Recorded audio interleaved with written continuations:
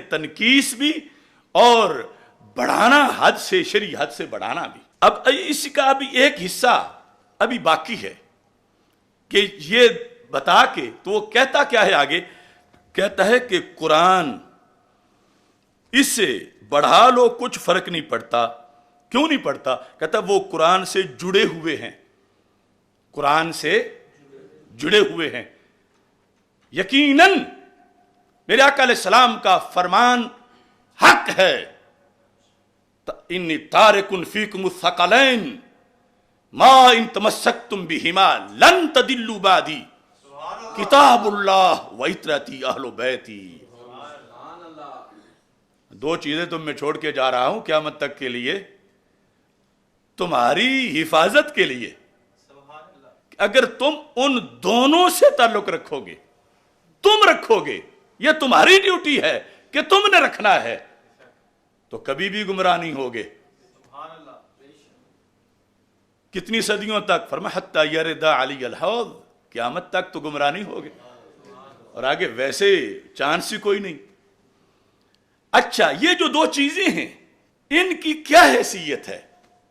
اگر یہاں پارٹی بازی بن جائے، یعنی کیا گنجائش ہے کہ کوئی بندہ قرآن کی پارٹی بن کے کہے کہ چلو آل سے رابطہ نہ بھی ہو، قرآن سے ہو تو میں پار ہو جاؤں گا، یا کوئی کہے قرآن آل سے رابطہ ہو قرآن سے نہ بھی ہو تو میں پار ہو جاؤں گا؟ تو میرے آقا علیہ السلام نے فرمایا بہما، دونوں سے رابطہ رکھنا ہے، اور یہاں پارٹی بازی نہیں چلے گی۔ پارٹی بازی تب چلتی ہے جب ایک دوسرے کا گلہ سن لے۔ مثلا دو بھائی ہیں، ناراض ہو گئے ہیں، اب پارٹی بازی تب چلے گی جب ایک کے خلاف دوسرے کے پاس بیٹھ کے بات ہوئی اور اس کے کانوں نے سن لی، اب پارٹی بازی۔ اور اگر یوں ہی کوئی شخص اس کے بھائی کے خلاف اس کے پاس بولتا گیا تو اس نے کہا منہ بند کرو، میں نہیں سن سکتا اپنے بھائی کے خلاف، تو اب کوئی آگے سلسلہ چلے گا؟ نہیں چلے گا۔ تو سرکار دو عالم صلی اللہ علیہ وسلم نے فرمایا دو چیزیں دے کے جا رہا ہوں، اور ان دونوں میں سے ہر ایک کا یہ اعلان ہے کہ جس نے دوسرے سے تعلق نہیں رکھنا وہ میرے در سے بھی نکل جائے۔ یعنی اگر کوئی چاہے کہ میں آل کے ساتھ رابطہ رکھ کے قرآن سے ہٹ کے بھی جنت چلا جاؤں، تو آل کہتی ہے ہمارے گھر میں جو اترا ہے تم اس کے وفادار نہیں تو ہمارے کس طرح وفادار؟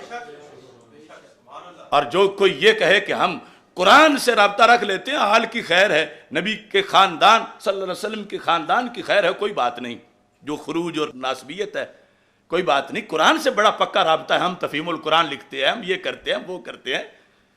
تو پھر قرآن کیا کہتا ہے؟ قرآن کہتا ہے کہ جن کے میں سینے پہ نازل ہوا، جو ان کی نسل پاک سے بغاوت کرتا ہے وہ دفع ہو جائے میرے دربار سے۔ جنہوں نے میری حفاظت میں کربلا میں پورا کنبہ پیش کر دیا، جو ان کا بغض رکھتا ہے میں اس کا ہاتھ نہیں پکڑوں گا، میں اس کو جہنم سے نہیں بچاؤں گا۔ یہ ہے ما ان تمسکتم بہما لن تضلوا بعدی۔ اب یہاں طاہر القادری کیا مطلب سمجھا رہا ہے؟ کہتا ہے حد سے بڑھا لو، کوئی بات نہیں۔ کیوں؟ کہ یہ قرآن سے جڑے ہوئے ہیں۔ اب جڑے ہوئے ہونا تو ہم نے بھی مانا نا، جو کہ حدیث میں ہے کہ آپس میں جڑے ہوئے ہیں، تب ہی تو ایک سے پیچھے ہٹنا دوسرے سے پیچھے ہٹنا لازم آئے گا۔ دونوں میں سے کسی ایک سے پیچھے ہٹنا دوسرے سے پیچھے ہٹنا لازم آئے گا کہ دونوں ایک ہیں، دونوں ایک ہیں، دونوں ایک ہیں، اس لحاظ سے جڑے ہوئے ہیں۔ لیکن سمجھانا یہ کہ جس طرح قرآن قطعی ہے، ایسے ہی اہل بیت اطہار علیہم الرضوان کا فرمان بھی قطعی ہے۔ یہ ہے رافضیت۔ وہ 12 اماموں کے قول کو قول نبی مانتے ہیں، اس لیے وہ سندھ اسمبلی میں ام الانبیاء کہا گیا ہے۔ تو اس بنیاد پر، اور یہی مسئلہ فدق کے اندر وہ دلیل دیتے ہیں کہ سیدہ طیبہ طاہرہ رضی اللہ تعالی عنہا تو معصومہ ہیں، اور آپ کا قول تو قول نبی علیہ السلام ہے، اور سامنے ابو بکر صدیق ہیں جو کہ معصوم نہیں، تو پھر معصومہ کا مانگنا ہی اس پر انہیں دینا چاہیے تھا، اور نہیں دیا تو معاذ اللہ ظلم کیا۔ اور پھر آگے کہتے ہیں کہ پھر ان میں معاذ اللہ خلافت کی اہلیت ہی نہیں ہے۔ تو اب اس بنیاد پر یقیناً قرآن اور میرے آقا علیہ السلام کا خاندان ایک ہیں، جڑے ہوئے ہیں، ان میں سے کسی ایک سے قطع تعلق دوسرے سے بھی قطع تعلق ہے، مگر قرآن قرآن ہے اور رسول پاک صلی اللہ علیہ وسلم کا خاندان سرکار کا خاندان ہے۔ قرآن اللہ کا کلام ہے، قدیم ہے، اس پہ موت نہیں آتی، وہ بیمار نہیں ہوتا، اس کلام کو نیند نہیں آتی۔ اللہ کا کلام ہونے کے لحاظ سے کچھ اس کی اپنی سپیشلائزیشن بھی ہے۔ اگر قطعیت میں اہل بیت اطہار علیہم الرضوان کا قول بھی قرآن جیسے ہی ہو تو پھر تو قرآن کے کروڑوں پارے ہونے چاہیے، کہ جو کچھ سیدہ طیبہ طاہرہ رضی اللہ تعالی عنہا نے ساری زندگی فرمایا، کچھ سپارے اس کے، جو کچھ حضرت مولا علی رضی اللہ تعالی عنہ نے فرمایا کچھ سپارے اس کے، کچھ جو حضرت سیدنا امام حسن مجتبی رضی اللہ تعالی عنہ نے فرمایا کچھ سپارے اس کے، اور کچھ جو حضرت سیدنا امام حسین شہید کربلا رضی اللہ تعالی عنہ نے فرمایا کچھ سپارے اس کے، اور کچھ پھر آگے جو معصوم امام جن کو وہ مانتے ہیں کچھ سپارے اس کے۔ تو پھر یہ قرآن تو قرآن ہی نہ رہا۔ یعنی مطلب اس بات کا یہ بنا، مطلب یہ بنا کہ معاذ اللہ جو انہوں نے واضح لکھا، اور یہ طاہر القادری مبہم لفظوں میں بانٹ رہا ہے، کیا مطلب بنا کہ جب مکمل قرآن کا 1 کروڑ پارہ ہے تو یہ 30 پاروں والا ناقص نہیں ہوگا بقول ان کے، تو پھر کیا ہوگا؟ کیونکہ اس میں تو وہ اہل بیت اطہار علیہم الرضوان کا جو سارا کلام ہے جو ان کے نزدیک قرآن ہی کی طرح ہے، اور وہ کہتے ہیں نکال دیا گیا ہے، حضرت صدیق اکبر رضی اللہ تعالیٰ نے اتنا حصہ نکال دیا، فلاں نے اتنا حصہ نکال دیا۔ تو اب دیکھو، یہ جب قرآن مستند نہیں، میں تو کہتا ہوں کہ اس قرآن کا کوئی کہے میں 1 حرف کا انکار کرتا ہوں کہ 1 حرف اس میں حقیقت میں تھا، آج وہ اس میں شامل نہیں ہے، یا کہے کہ اس کے اندر جو ہے میں وہ نہیں مانتا، صرف 1 لفظ 1 حرف، تو اس کا ایمان نہیں بچتا۔ اور جو یہ کہ کروڑ سپارہ ہے اور یہ تو صرف 30 ہے، اور باقی سارا قرآن کدھر ہے، اور وہ امام مہدی آئیں گے تو پھر ظاہر ہوگا، اس کا ایمان کہاں ہوگا؟ اب یہ تقریر ہو رہی ہے عشق رسول اللہ علیہ السلام کے نام پر، اور یہ ہے زہر جس پر اوپر مٹھاس چڑھائی گئی ہے۔ اس کے ساتھ ساتھ آگے وہ کیا کہتا ہے جو اب میری تقریر پر وہ ٹولہ کہے گا، کہتا ہے کہ اہل بیت کا جو نام لے اس کو اٹھا کے آپ شیعہ حضرات کے کھاتے میں ڈال دیتے ہو۔ آج یہ جو سوچ ہے کہ اہل بیت کا جو نام لے اس کو اٹھا کے آپ نے شیعہ حضرات کے کھاتے میں ڈال دیا، یہ وہ پرندہ ساتھ تسلی بھی دلاتا ہے، جس طرح وہ آیا تھا آیت الکرسی کا وظیفہ بتانے والا، اپنے خلاف ہی بتا رہا تھا شیطان کہ آیت الکرسی پڑھ لیا کرو تو کوئی بات نہیں، ابو ہریرہ کچھ نہیں ہوگا۔ اب یہ کنفرم کرا رہا ہے نا کہ مجھے تو شیطان نہ سمجھنا، میں شیطان ہوتا تو میں اپنے خلاف کیوں بولتا؟ یہ بہت بڑا طریقہ ہے نا کسی کو تسلی دینے کا۔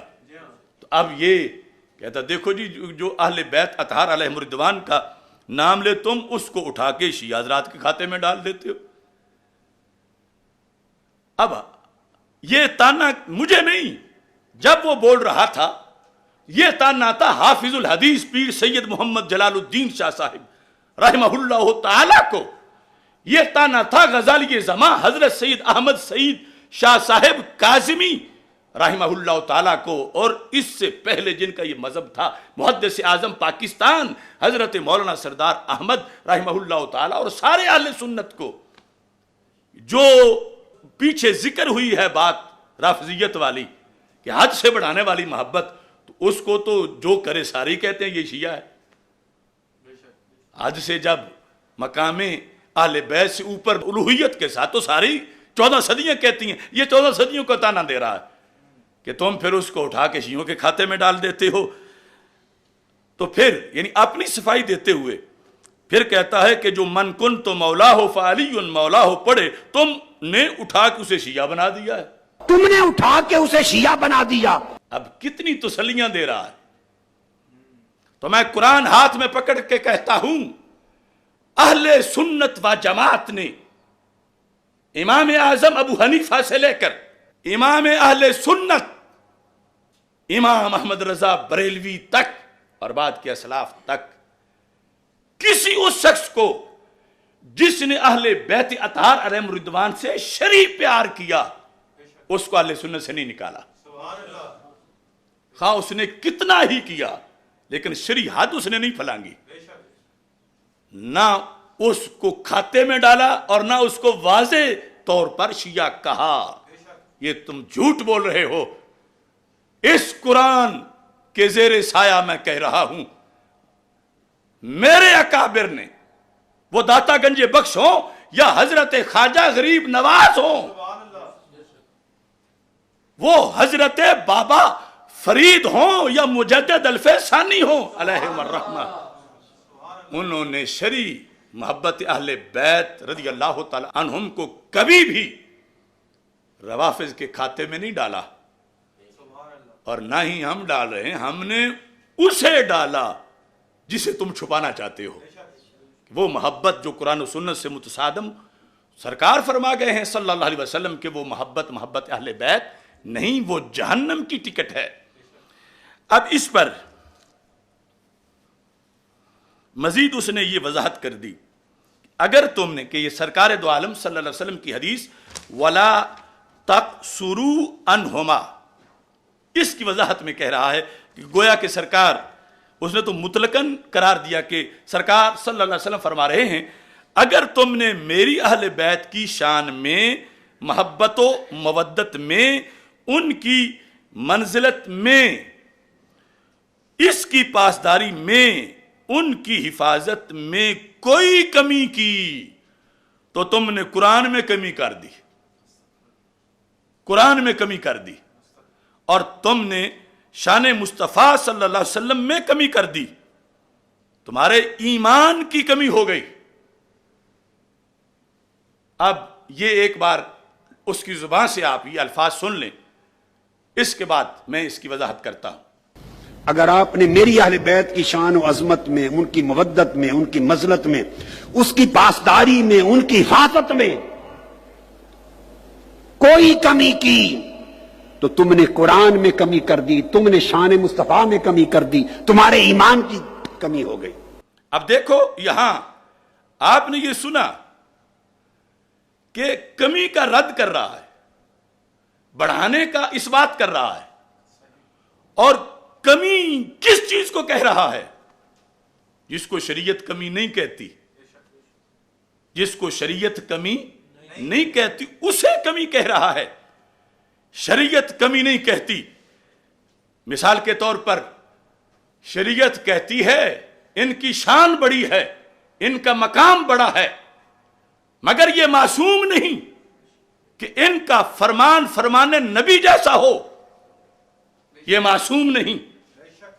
نہ لفظوں میں شریعت کہتی ہے کہ یہ معصوم ہے اہل بیت اطہار علیہم رضوان یا صحابہ کرام رضی اللہ تعالیٰ عنہم, اور نہ ہی اس طرح جیسے آج کچھ لوگ بولتے وقت تو کہتے ہیں کہ یہ معصوم نہیں ہیں مگر عملاً مانتے وہی عقیدہ ہیں جو روافض کا ہے, جو خطا اجتہادی کی نفی والا مسئلہ ہے. وہ اس بات کا واضح ثبوت ہے کہ یہ کہہ کے کہ سیدہ پاک رضی اللہ تعالی عنہا و سلام اللہ علیہا معصومہ نہیں, مگر آگے ان کے لیے مانتے وہ چیز اس کی نفی کرتے ہیں جس کا آدم علیہ السلام کے لیے اس بات کرتے ہیں. تو مطلب بنا کہ ایک غیر نبی کے لیے وہ چیز نہیں مانتے, اسے توہین سمجھتے ہیں جو نبی کے لیے جائز سمجھتے ہیں. تو پھر غیر معصومہ کہہ کے بھی عملاً تو ان کا درجہ نبوت سے اوپر مانتے ہیں. یہی مطلب بنانا واضح طور پر. تو اس بنیاد پر جو تنقیص جس کو اس نے کہا